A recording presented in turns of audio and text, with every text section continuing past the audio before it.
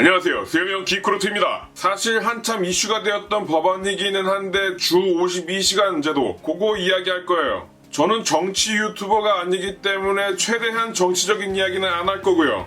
취준생, 신입의 입장에서 의문을 가지게 될 만한 것들 이야기해 볼게요. 주 2시간 제도 정확하게 무슨 얘기냐면 일주 월화수목금 플러스 알파, 이 플러스 알파에 대해서는 나중에 다시 말씀드리고 총 근무 시간이 52시간을 넘으면 안 된다 이거. 법률 적용 시기는 2018년도 7월부터 했습니다. 300명 이상의 사업장, 그러니까 대기업, 중견기업 이 정도 되겠죠. 그리고 공공기관은 2018년 7월부터 2019년 3월 31일까지 계도 기간을 줬고요. 그러니까 영상을 찍고 있는 10월 달에는 300명 이상의 사업자 공공기관에서는 지금 52시간 제도 하고 있다는 말이죠. 그리고 50명 이상 300명 이하의 사업장에서는 2020년 1월부터 적용됩니다.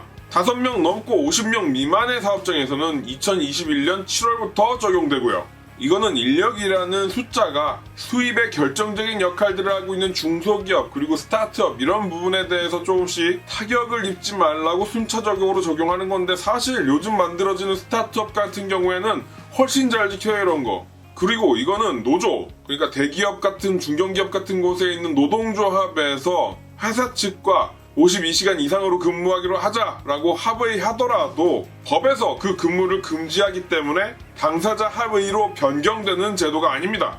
법이에요.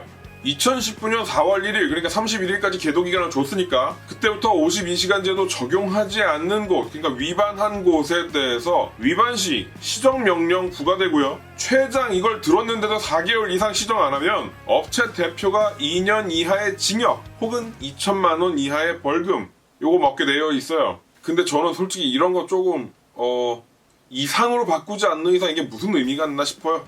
2년 이하의 징역이라 그러면 일주일도 2년 이하의 징역이거든요. 어쨌든 안 지키면 두들겨 맞는다는 건 맞는 얘기고요. 자, 이게 52시간 제도의 골자예요. 근데 궁금하죠? 취준생 같은 경우에는 진짜 더 궁금할 거예요. 월화수목금 하루에 8시간씩 하면 8, 5, 40 그러니까 총 40시간밖에 안 되는데 나머지 12시간은 어디 있나? 여기서 일체 궁금증 나올 수밖에 없죠. 그리고 궁금증 자아내시면서 오해를 하시는 부분에다가 분노를 섞어서 생각하시는 부분도 있을 거예요. 예를 들면 대기업은 원래 칼퇴근 아니냐? 중소기업들 다 정신 차리라고 만들어 놓는 제도 아니냐? 이렇게 생각하실 수 있는데, 자, 실제로 기사들 보시면 대기업들 적응 잘하고 있다는 기사들 많이 있는 가운데 우리가 의문을 품을 만한 내용들이 조금씩 있습니다. 정확히 어디라고 말씀드리는 건 힘들지만 게임업계 어디에서 칼퇴근하겠다, 그런 문화로 바꾸겠다고 기사를 열심히 때리신 다음에 그 회사 창문에다가 블라인드나 커튼 닫아놓고 일을 계속 하신다는 둥, 아니면 칼퇴근 시간 지났으니까 불 끄고 일한다는 둥 하는 얘기 많았습니다. 이게 루머였냐 하면 여러가지 게시판에도 많이 있는 얘기였죠. 추측이 아니고 실제 계시던 분들이 하시던 얘기들이요. 그게 이슈가 되었었으니까. 근데 그게 게임 업계만의 이야기일까요? 이번에도 실제로 이천에 있는 반도체 공장이요, 그 세계적인 대기업에 다니시는 분의 아내분이 어디 특정 커뮤니티의 게시판에 올린 글도 이슈가 됐었습니다. 개인적으로 동의를 받아온 부분이 아니기 때문에 스샷을 이렇게 띄워드리는 건 좀 애매하고요. 영상 밑에다가 링크를 좀 달아드릴게요. 정확한 원문을 보시고 싶으신 분은 거기 가서 보시면 되는데, 그 이야기의 중점은 이겁니다. 첫 번째, 하루 근무하고 왔는데 하루에 3시간 40분을 휴게 시간으로 잡았대요. 3시간 40분씩 휴가 시간으로 잡았으니까 8시간 더하기 3시간 40분 하면 11시간 40분 동안 회사에서 근무를 했다는 거예요. 이 휴게 시간을 꼼수로 해서 하루에 3시간 40분씩 적용해갖고 주, 월, 화, 수, 목, 금 44시간을 억지로 맞추셨대요. 왜 44시간인지는 두 번째 가서 보시죠. 두 번째, 남편분이 주말 근무까지 했는데 이틀인지 하루인지, 토요일, 일요일인지 토요일인지는 모르겠는데 어쨌든 14시간을 회사에 있다 왔고, 근데 그 기간을 8시간만 잡았대요.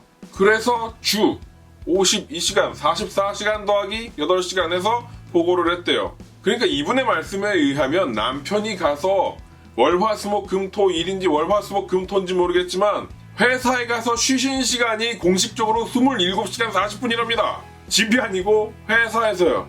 이 아내분이 그 회사 남편분의 개인 출퇴근 기록, 업무 기록 그거 스샷까지 떠서 오픈하셨어요. 굉장하죠? 이게 일부긴 하지만 우리가 환상을 가지고 있는 대기업이라는 겁니다. 또 다른 사례도 있습니다. 평택에 있는 대기업 반도체에 다니시는 분이요. 이것도 역시 다른 커뮤니티에다가 글을 올리신 내용인데 주 52시간은 고사하고 90시간 정도 일하는 것 같대요. 퇴사하셨던 것 같아요.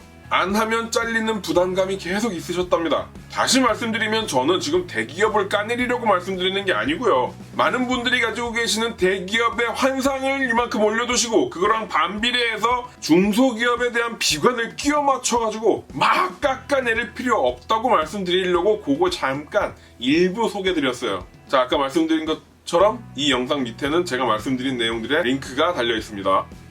그럼 이 주 52시간 제도 왜 하는 걸까요? 또 생각해볼까요?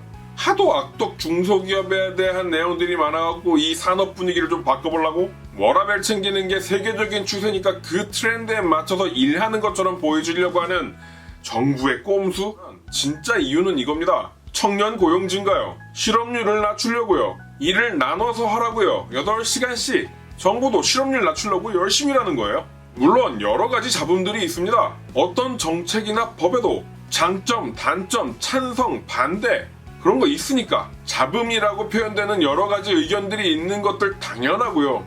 그거 빗대가지고 제가 다녔던 옛날에 그 지옥 같은 중소기업들 생각하면서 조금 얘기해보면 아니 하루 출퇴근 기록도 없고 퇴근도 못하고 회사에서 자고 일어나면 일어나는 대로 다시 씻고 일하는 그런 회사도 많았는데 이런 중소기업에서 하루 8시간 일했는지 12시간 일했는지 24시간 일했는지 어떻게 체크하고 있냐고. 아니 그리고 신고하면 불이익 떨어지는 거 아니야?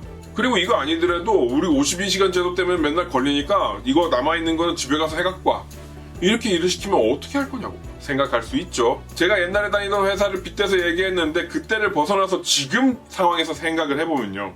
사무직의 업무 기록은 파일의 수정 날짜 시간이 있어요.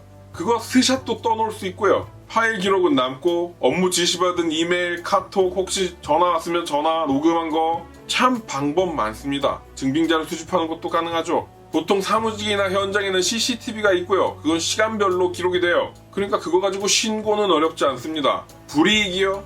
직장 내 괴롭힘법 발효됐죠?